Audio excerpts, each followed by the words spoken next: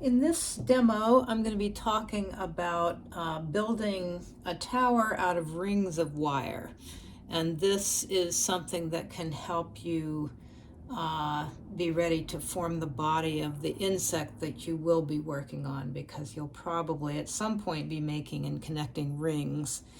And we'll also talk about how you can float things inside the spaces between the rings and change colors. Like this galvanized steel silver wire has a nice sheen to it, and just make things stand up and connect things. So we'll be starting with making some rings out of 18 gauge wire, and 18 is the heaviest wire that we'll use here. So with wire, the higher the gauge number, the skinnier the wire. So we'll be using 18 gauge, 24 gauge, and 28 gauge. So 28 gauge is this really thin thread-like wire that you can use for wrapping and connecting things onto the main form. So I have a little thing started here, but I'll make another ring so you can see how to do it. So I'm cutting the 18 gauge wire, and if it's your first time using these pliers, they should have a little wire cutter in the center in this circular part. And I'm gonna form a ring. Just move this so you can see. So I'll form a ring, and then I'm gonna make a little hook. So first I'm gonna make a little hook going down, and I'm really using the tip of my pliers for this because I don't want a big tail on it. So it can be just a little hook like that. So that is going up and down. Then I'm going to make one that's going across, and that way they'll hook much more easily. But if they ended up going the same way, all you have to do is take your pliers and bend it down so that it's not going the same way, and then you just latch those little hooks together, and then you clamp down on them, and then you have a nice solid connection. You'll have to go back and reshape your ring a bit because things will get a bit bent out of shape. And then connecting these rings, well, I have on one side here, I have another piece of 18 gauge wire. And what I did is to make, let's see, I'll do this on one of these rings. So I made an L shape at the end of a piece of wire, and I made it, you want to have an overlap of about an inch anyway. And the way I made that so sharp of an angle is I held it right next to my pliers and pushed against the pliers, and then you can get a nice 90-degree angle. So what I'm going to do is I'm going to connect this to the ring, but I need to bend it so that it follows the shape that I'm connecting it with. So I'm going to put a little bit of an arch in here so that it can go around that circle. So that should work. And what I'm going to do in order to connect that, I'm going to start 28 gauge wire. And these wire packets usually have a little cutter at the top. Some of them work better than others, but so I'm gonna, in order to start this, I'm gonna wrap, put this skinny wire between my thumb and forefinger and just wrap it around to make a good firm connection. And then I'm going to wrap this little tail end around, and you'll need your pliers at the end so you don't poke your finger. And then that makes that safer to hold, because it's easy to puncture your finger if you have these little edges sticking out. So I've got that wrapped on there. And let's see, I'm gonna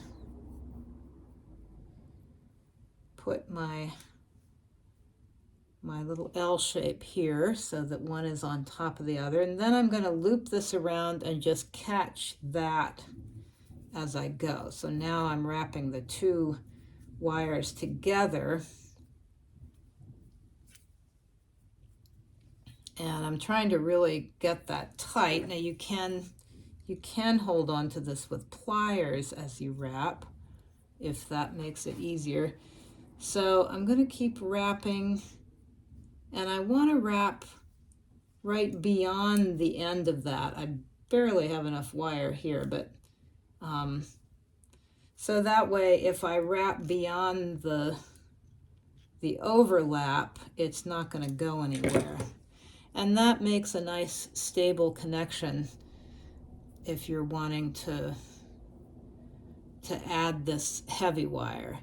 Now, to add the 24 gauge wire, which I have on the other side here, and you can use 24 gauge wire structurally, meaning it will hold things up, but the 28 gauge wire you wouldn't want to use here because it's too flimsy. It looks almost as skinny as the 28 gauge, but it's got more strength. Like I can push on that and it doesn't just fold. Now, if you did a bunch of them, you could use the 28 gauge. You just have to have many little lines around it, and then that collective strength would work. So what I'm doing here to add rings is I'm just putting a ring in here and wrapping it. So I can just wrap it around once, and that holds it in there. I'm going to want to squeeze that together though a bit, because so that I have one straight line going up.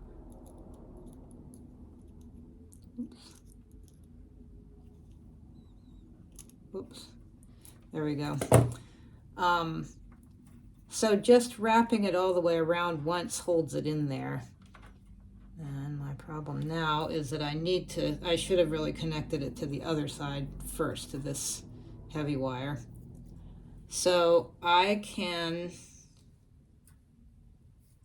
just need to move my rings around so that I want this line to go straight up.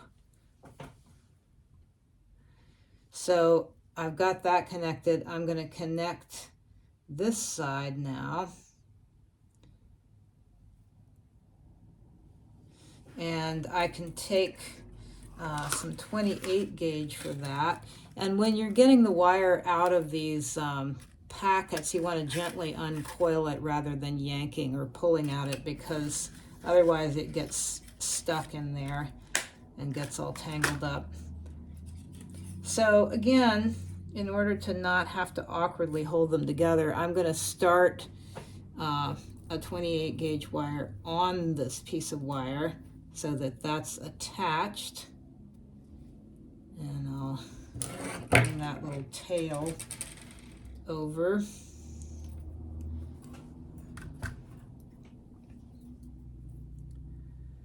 And then I'll just hold these together. I want to bring it down to where this ring is going straight across. And then I'll just wrap around that, and it's always kind of awkward holding the two together, but now that it's on there, I can wrap little X's back and forth. So I'm taking it down and around and then up and across, so that I'm just alternating to make sure that that is really staying on there. Now I could do this with a longer piece of wire and do it over and over, and you get a nice knot for a joint, and that can be kind of a fun focal point. just going to squish that together a bit. So then you have that joined. So we have it joined on either side here. It's a pretty wobbly structure at this point, so you're going to need at least another line over here and another line over here of the 24 gauge. So I'll take a long or long-ish line, and I can start it here at the bottom. So I'm just holding it again between thumb and forefinger and wrapping it.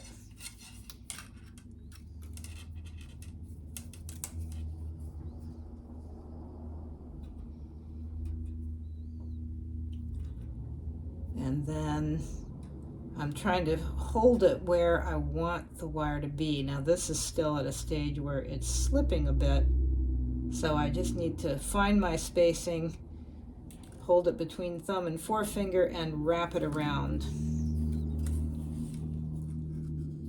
And you can come up, just if you want that to go straight up, you can just pinch it there, and then that brings it together. And once I have this line in, it's not gonna wiggle so much on me.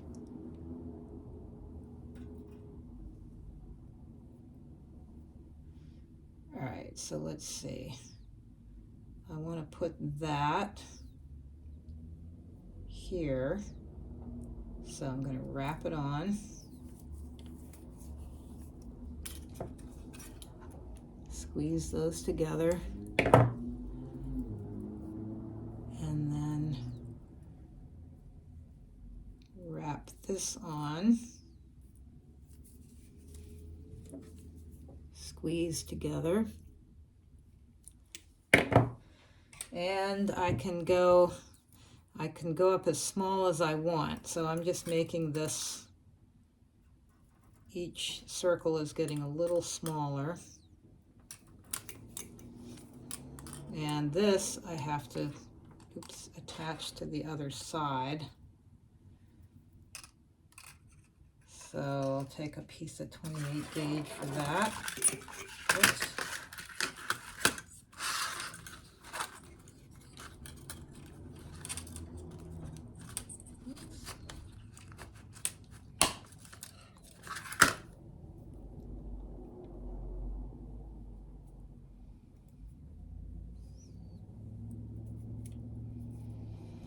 So I'm just wrapping that around.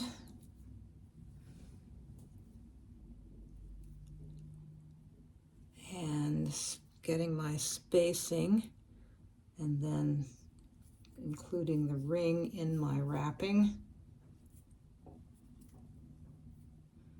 And then I'll just wrap it back and forth, make a little X's over it.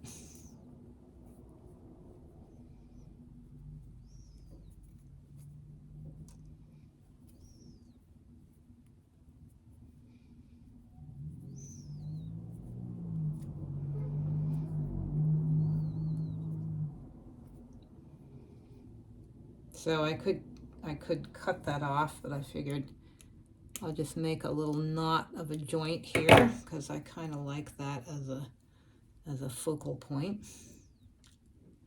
And then I'm just going to mush this down and then bring it together.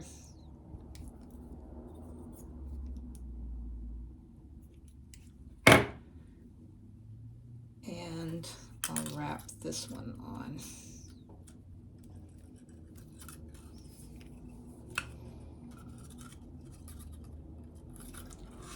So it's gonna stand okay now. I'm gonna cut this off.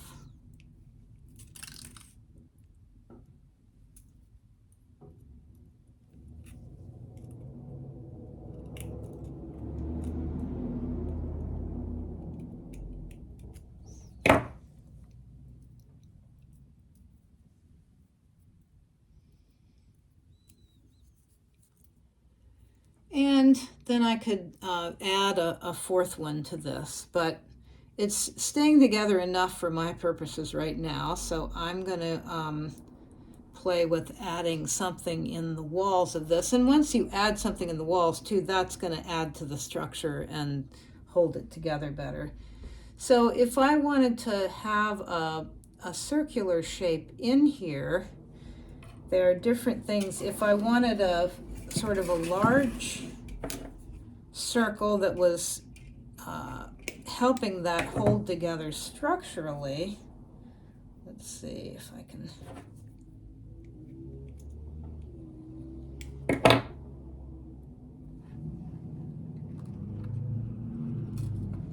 So I could wrap this onto the bottom and the top. I could even, I might be able to get away without even hooking that together.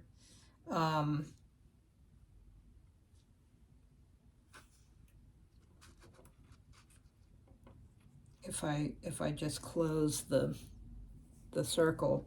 So I could just wrap that in there the same way that I've wrapped the other things. I just started on this ring and then wrap over the top of it and then wrap out the other side, and then I do the same thing on the top, and that will help make it a structural piece there that holds that together, so I wouldn't need another line. I could also, if I wanted to float a smaller circle in there, just cut this down.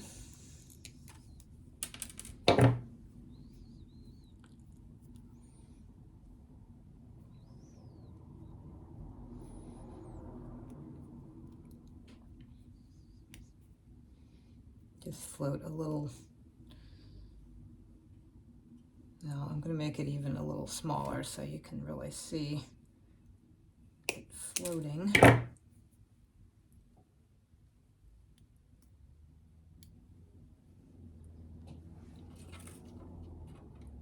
So what I could do is decide how much space I want at the top and the bottom, and I'll take a little piece of, this is bigger than I need. I'll take a little piece of 28 gauge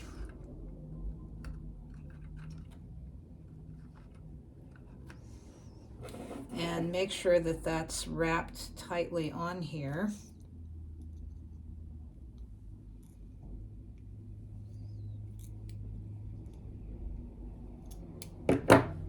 So that's on there pretty good.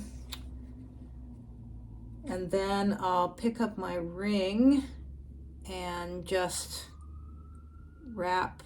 Oh, I'm actually going to hold a space between it. I'll figure out how far apart I want the ring to be, how far down. And in this case, it's not very far down, but I do want some space. So I'll just wrap this on here. And then that's hanging. But you'll want to connect it rather than just leave it hanging, because it's just going to be a little bit too loose and could fall sort of out of the composition. So I've got that hanging, so then I'm going to take another little piece of wire and just wrap onto the bottom here.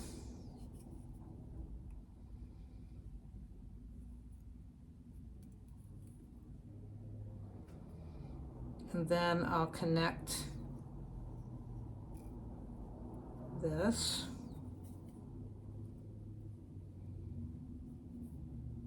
Oh, it's got a little hook on the end. Okay. So I'll wrap that all the way around.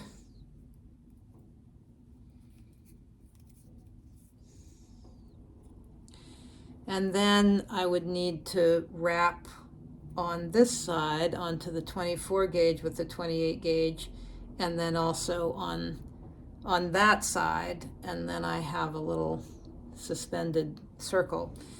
I left this long though because I could also make a little bit more of this, so I'm wrapping all the way around.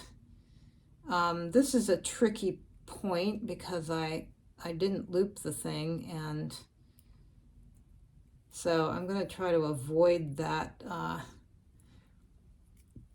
the part where it's not connected.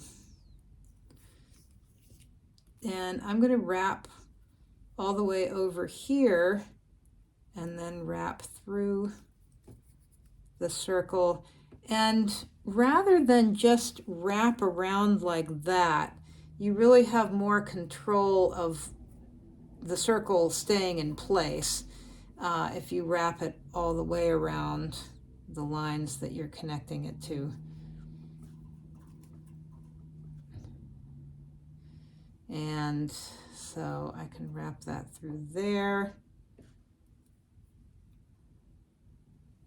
Now I'm at a point where I have enough connection here that I can just pull that up and fold it over. So then I'm starting to get a little webbing here, and I could just do that in between here. I could even weave a wire in between there.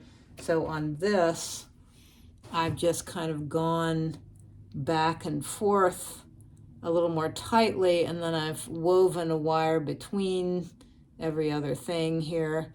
And you can keep doing that, and you can get almost like a shading, start to get something solid. And then this, you can see where that's connected. I just have it connected in two places here, which seems to work pretty well. I could do one more connection at the bottom, but that little coil I just made by using the tip of my pliers to begin it, and then coiling around it. You just have to make sure you can get your pliers out. But let's see, I wiggled it enough that I'll be able to do that. So I'm just coiling around, and it's going to be easier at this point to take the pliers out and then just follow it around.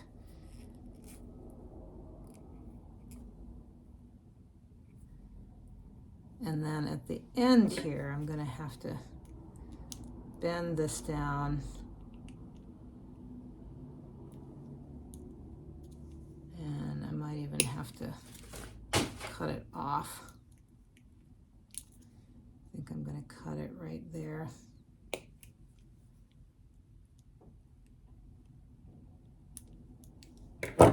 And then I have a fairly tight little coil that could go in the middle of that, or it could be suspended somewhere in one of these little blocks.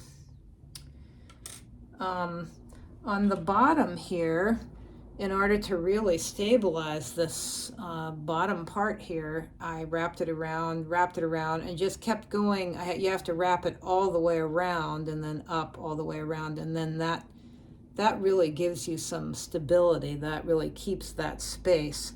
Whereas if I just wrapped around like that would pull it together. But if I wrap around, up, wrap around, down, wrap all the way around, all the way around, all the way around, then you get some stability with that. And then this is just going up and down, wrapping several times, up several times, down several times, up. And you can get that really tight together and again develop some kind of sense of shading. In this case, I have a little bit of a sheen, so this galvanized steel wire could be good to use when you get to the insect wings. This is some brass wire, a little bit hard to see, but that's just woven in and out, and also has a little sheen when I get it right in the light.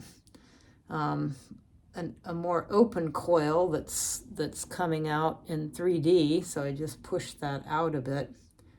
And I also have some colored wire on here, which is really hard to tell because it's sort of a dark green, but when the light hits it a certain way, it does give a sheen of green. So I will have some skinny colored wire for this project. We're also going to use a tracing paper.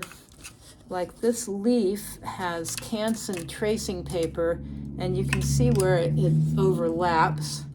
And we'll glue the paper to a frame and then cut little slices around the edges so that they can easily fold over. And so that'll be glued on, and then we'll go over it with some Elmer's glue and water, and it's kind of translucent that way. It's a little hard to see here because I don't have a light shining right through it, but you can see how you can really see my fingers through that. And this little cone here is using the 24 gauge up the sides and then 28 gauge across. And the 24 gauge has been wrapped all the way around going up, so it really makes a net that's not going anywhere. You wouldn't have to wrap each time going all the way around. You could just wrap it here and there on the way up. So that is that, and hopefully that will be helpful in getting you started and also allowing you to take this further. Here are some other shapes that are suspended, so just shaped with wire. So sometimes an insect will have some kind of odd shape that's not exactly a spot but has a weird contour, so you can float those. And some of these things could be covered with paper. You can wrap back and forth so that it creates a black shape. So there are a lot of different ways to do this. I have a little wing sticking out here that I'll cover with paper as a demo in class. Okay, so that's that.